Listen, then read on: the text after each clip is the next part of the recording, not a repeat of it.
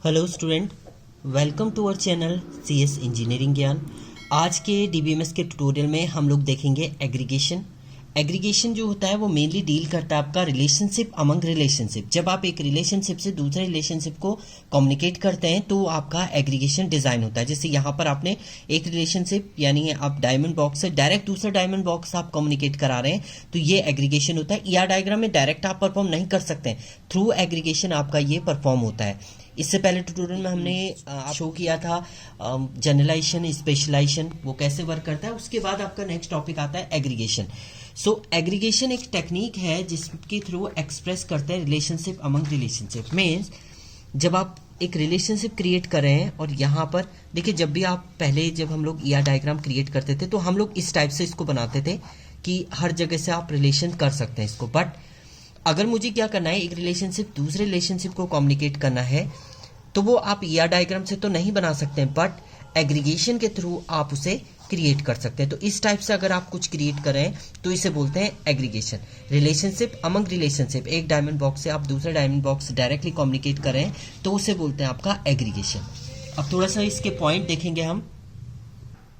तो पहला पॉइंट है इसमें, aggregation is technique expect relationship. एक रिलेशनशिप से जब दूसरा रिलेशनशिप आप डायरेक्टली कम्युनिकेट करते हैं तो वो आपका एग्रीगेशन कहलाता है। Through ER modelling we can not express relationship among relationship.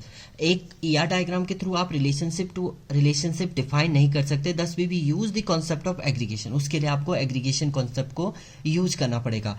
Aggregation is the abstraction through which relationship are treated as entity. Relationship को एज अ एंटिटी की तरह आप ट्रीट करते हैं पूरे एक रिलेशनशिप को, एंड उसके थ्रू आप कम्युनिकेट इसको कराते हैं। In aggregation the relationship between two entities treated as a single entity.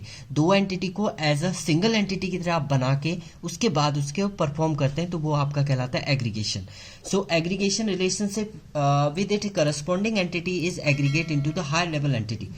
इसकी जितनी भी करस्पॉन्डिंग एंटिटी होती हैं वो एक हायर लेवल एंटिटी को कम्युनिकेट करती हैं थ्रू एग्रीगेशन के थ्रू। अब यहाँ पर एक एग्जांपल की बात करते हैं। देखिए, एक centre entity offers the course. एक सेंटर एंटिटी है जो डिफरेंट कोर्सेज ऑफर कर रही है आपको। Act as a single entity in the relationship. देखिए यहाँ पर एक डायग्राम बना है, सेंटर एंटिटी कोर्स ऑफर कर रही है तो इसको आपने पूरे को एक एंटिटी की तरह काउंट कर दिया, ये पूरा एक एंटिटी बन गया।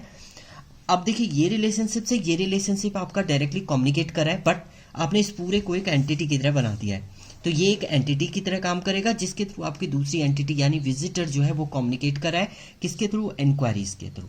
इंक्वायरी आपने की और उस विजिटर ने सेंटर का डेटा, कोर्स का डेटा, ये आपका कम्युनिकेट तो ऑफर के थ्रू हो रहे हैं, बट जो विजिटर है वो डायरेक्टली कम्युनिकेट कर सकता है थ्रू इंक्वायरी के थ्रू इन दोनों कंटेंट को। तो यहाँ पर आपका एक रिलेशनशिप से दूसरा रिलेशनशिप डायरेक्टली कम्युनिकेट कर रहा है तो इससे बोलते हैं आपका एग्रीगेशन। बट ये आपका सिंपल ईआर डायग्राम में तो पॉसिबल नहीं है, एग्रीगेशन के थ्रू आप इसको परफॉर्म कर सकते हैं। तो ये होता है आपका aggregation in DBMS. Thank you student.